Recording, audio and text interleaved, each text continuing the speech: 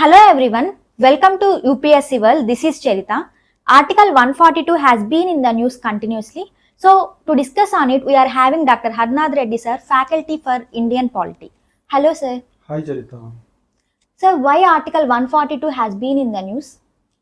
Article 142 has been in the news, as you rightly said, continuously. So, for example, recently after the Supreme Court has given its judgment on Tamil Nadu governor, the President of India has made a reference to the Indian Supreme Court on Article 140, under Article 143. So, the President has sent a total of 14 questions to the Supreme Court for the Supreme Court to answer. One of the question is about Article 142.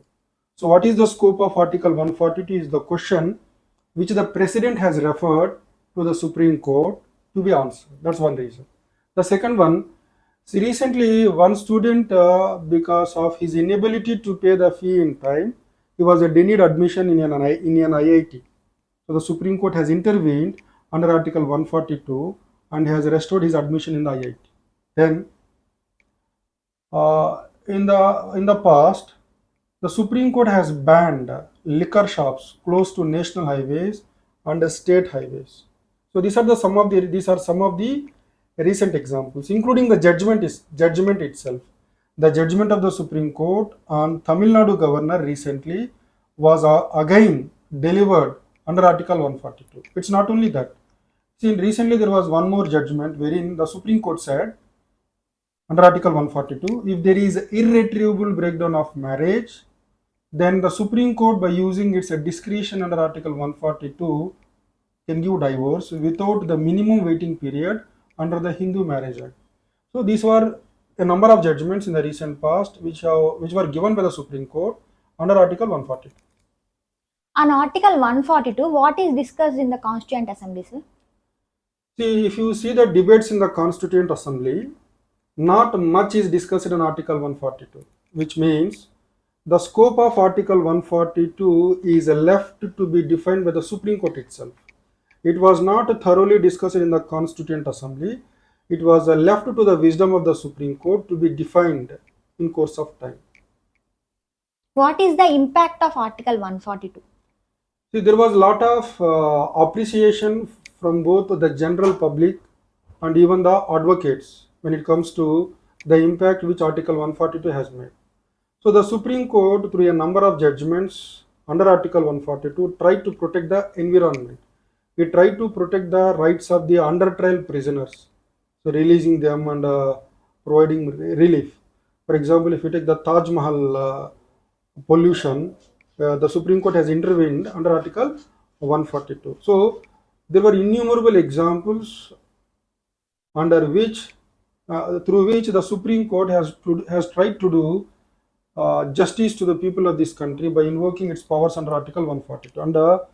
And let us see what is there in Article 142. What is Article 142 is all about. So Article 142 empowers the Indian Supreme Court to make any order, to pass any order for doing complete justice to the people of this country. In other words, it is an extraordinary power in the hands of the Indian judiciary to correct the wrongs committed by the executive and the legislative branches and to deliver justice to the people of this country. That is the scope of Article 142 and that is the impact of Article 142 in the last 75 years. Sir, how it is interpreted over time in the Supreme Court, sir? So the Supreme Court has broadly given two kinds of interpretations. For example, if you take the Union Carbide case, we all know that in India, in Madhya Pradesh, in the city of Bhopal, because of leaking of methyl isocyanate gas, many people have died and health of many people also got affected.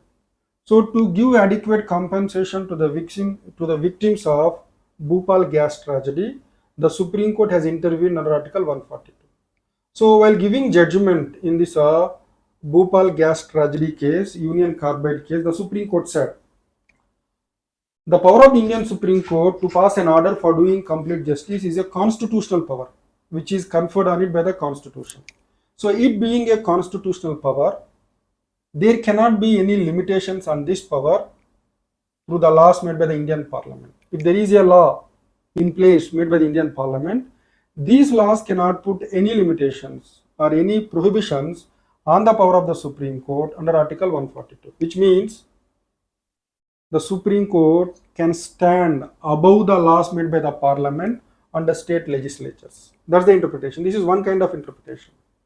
The second kind of interpretation in cases like Prem Chand Garg in 1962 and the Supreme Court Bar Association case.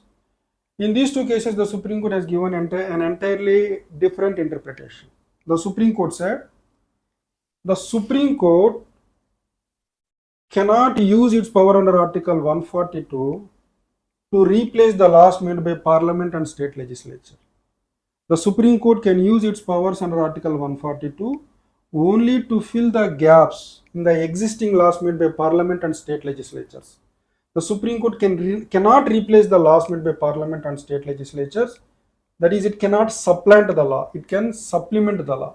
Supplementing the law means filling in the gaps in the existing laws. This is the second kind of interpretation. So these are the two broad interpretations which the Supreme Court has given. In the first kind of interpretation, there is a more power given to the Supreme Court. In the second kind of interpretation, the power of the Supreme Court is made limited. Sir, how does it affect the theory of separation of powers, sir? So we all know that well before the French Revolution, in his book The Spirit of Laws, Montesquieu has given this famous theory, the theory of separation of powers and the theory of checks and balances. The theory of separation of powers says the executive, legislature and judiciary should perform their respective functions, that is law implementation, law making and law interpretation. So the Supreme Court, when it makes use of its power under Article 142, there was a criticism that sometimes it enters into the domain of policy making. For example, if you take the judgment of the Supreme Court on location of liquor shops along the national and state highways, the notification issued by the central government says that there can't be liquor shops close to the national highways and on the national highways. But the Supreme Court has given an order saying that there can't be liquor shops within 500 kilometers of the national highways. But there is no notification issued by any state government. So in the absence of the notification issued by the state governments, the Supreme Court has also said even with respect to the state highways, there can't be any liquor shop within 500 meters of state highways. It means the Supreme Court is entering into the areas of the executive branch. So whether there should be liquor shops close to national highways or state highways or not is the domain of the executive branch, is what some experts say. So the Supreme Court, by using its power under Article 142, it is entering into the areas of the executive and legislature and doing policy making and also law making. So this is a clear case of violation of the theory of separation of powers. We all know that there is something called the basic doctrine of basic structure, which the Supreme Court has come up with in Keshwan and the Bharti case. So the doctrine of basic structure says that the Indian Parliament has a limited power in amending the Constitution, which means the power of the Parliament under Article 368 to amend the Constitution is limited, which means it cannot amend the basic features. So the Supreme Court, when it uses its powers under Article 142, it violates the theory of separation of powers, which in itself is a basic feature. So there were some arguments that the Supreme Court is undermining, is violating the theory of separation of powers, which is a basic feature. The Supreme Court itself has said, it is not the executive and legislature which have said, the Supreme Court itself has said that the theory of separation of powers and the theory of checks and balances are basic features. If they are basic features, the Supreme Court should not undermine the basic features. That's one more criticism.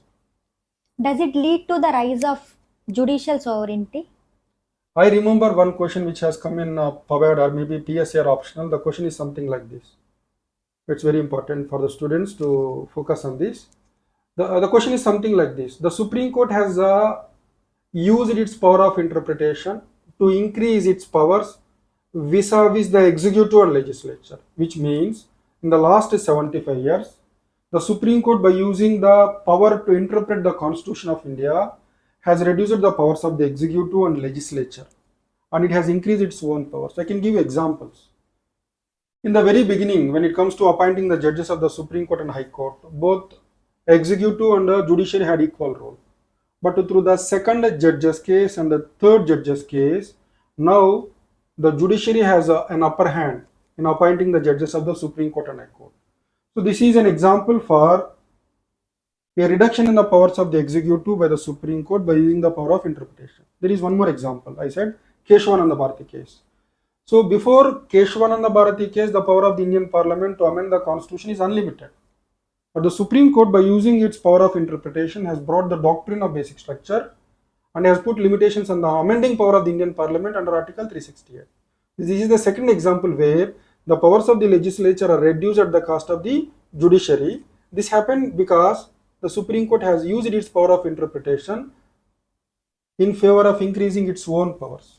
So that's the criticism. So today in India, after the judgment of the Supreme Court in Keshavananda Bharati case, after the judgment of the Supreme Court in a second judge's case, which laid the foundations for collegium, there are some people who have written books about the rise of judicial sovereignty. In any democracy, the sovereignty, the supreme political power is with the people of that country, which means indirectly it is with the elected representatives in the parliament and state legislature. But in India, this supreme power now has went into the hands of the judiciary. That's why there was a criticism that in India there is a rise of judicial sovereignty, there is a rise of judicial supremacy. So there is a conflict between judicial supremacy versus parliamentary supremacy. India being a parliamentary democracy, when we have an elected parliament, when we believe in the concept of sovereignty, what is good and what is bad for this country must be left to the parliament to be decided in the parliament, whether it is an ordinary law, whether it is an amendment to the constitution. So the Supreme Court should not sit in the wisdom and the wisdom of the parliament, but the Supreme Court is routinely interfering and striking down even the constitutional amendments. The 99th amendment, which was related to the NJAC, this amendment was totally struck down. So this led to some broad conclusions drawn by some experts that in India there is rise of judicial sovereignty and this is not good for the country. In any democracy, if there is balance of power among the three organs of the government, then that's good for the democracy. If one organ becomes extremely powerful at the cost of the remaining two organs, then that is a threat to democracy. So this is something which has been there in the minds of some of the experts. Thank you, sir. Thank you, Charita.